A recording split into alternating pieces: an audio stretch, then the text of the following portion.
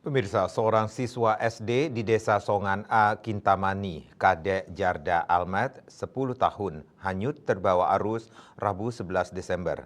Kejadian nahas ini terjadi saat korban bermain air di sekitar jembatan.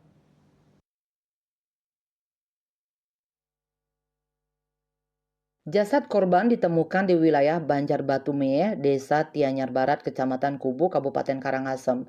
Peristiwa itu terjadi sekitar pukul 11.30 WITA. Kejadian berawal saat korban bersama teman-temannya pulang dari sekolah. Mereka melewati jembatan yang biasa dilalui menuju ke sekolah maupun pulang sekolah.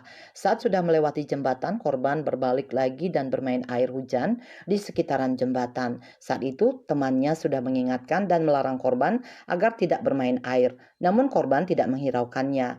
Korban akhirnya berhasil ditemukan sejam kemudian. Korban ditemukan di wilayah Banjarbatume, Desa Tianyar Barat, Karangasem, dalam kondisi sudah meninggal dunia. Jasadnya kemudian dibawa ke rumah duka di Banjar Kendal, Desa Songan A, Kintamani. Temuan jasad korban dari informasi dihimpun ditemukan sekitar pukul 13.10 WITA. Saat itu, Babin Kamtibmas Desa Tianyar Barat, Aibtu Imade Rudie, mendapatkan informasi melalui telepon dari Iketut Kaiwo bahwa cucunya telah hanyut di sungai dan ditemukan dalam keadaan meninggal dunia di wilayah Sungai Batumeye, Desa Tianyar Barat.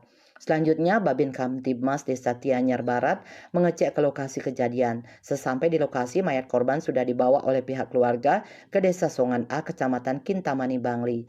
Kasih Polres Karangasem Ibtu Igede Sukedana membenarkan adanya kejadian penemuan mayat tersebut di aliran Sungai Batumeye, Desa Tianyar Barat. Dayus Wasrina, Eka Parananda, Bali Pos melaporkan.